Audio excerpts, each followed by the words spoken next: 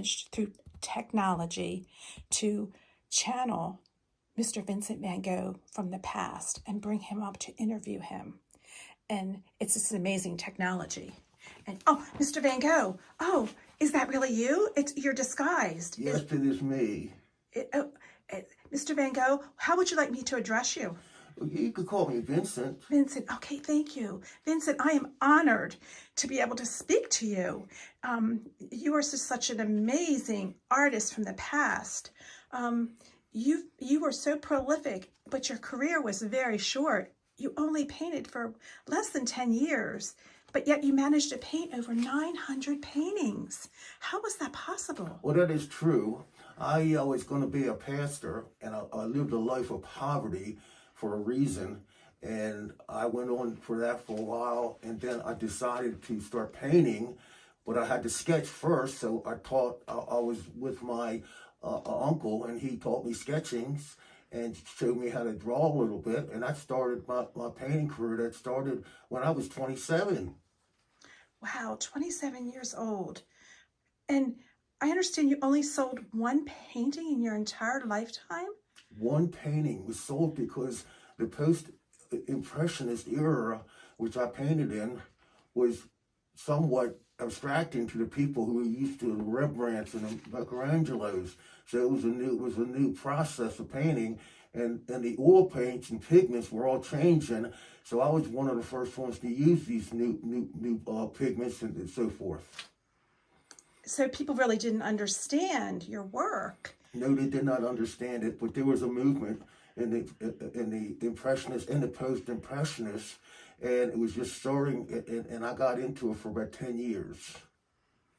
And I understand you fought depression and mental illness, and that must have been a very hard thing to go through back then. It was terrible. I could not control my mind. I was seeing things like when I painted the Starry Night, it almost looks like I was on like some kind of hallucinogen. But I painted that in a silent asylum, and I just didn't know when I was going to get out. But I actually did some of my best works in these hospitals. They would let me out and paint wheat in the wheat fields and paint with the peasants and everything. So I got a real knowledge of how they worked so hard.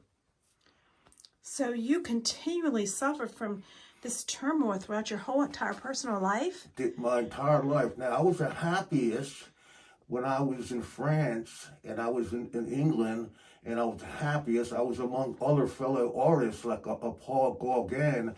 We used to sit at the cafes and talk about art. So back in the day, after you started painting, you became one of the most popular painters of the post-impressionist painters, but that was later on. That was after you had died. And you didn't start painting till you were 27, and I understand that you did a lot of self-portraits. I did around 39 of them in my career. Well, actually, it was 19, if I'm not mistaken, but I did a lot of them, and I was looking in a mirror when I did them. So, you know, as you can see, some of my paintings, I have my damaged ear. As you can see, my damaged ear, some people say that I cut the whole ear off, or some people say I just cut the lobe off. I'll leave that for your speculation. I know what I did, but I'll let you speculate. And I understand you had other health issues, and you had ringing in your ears, you had tinnitus, and you suffered from a lot of other maladies besides just the depression.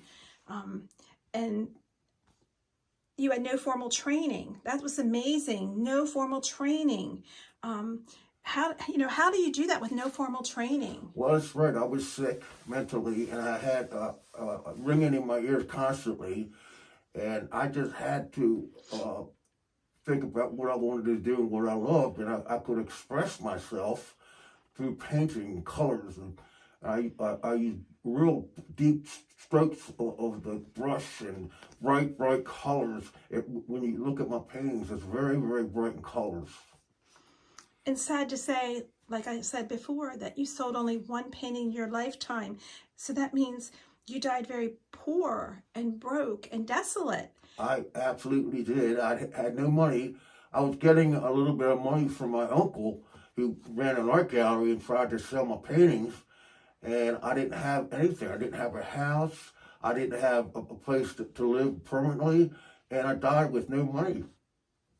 And there's different speculations about how you died, that you shot yourself, and you went out into a cornfield or a wheat field to paint and you shot yourself. Well, that's what they say, and they say that I went out there when I was 37, and I shot myself in the chest, and I ran off to where I was living and died there.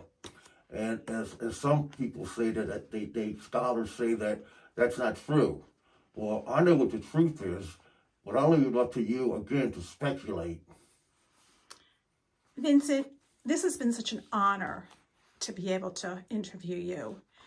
And only through the technology that we have today could this ever been possible.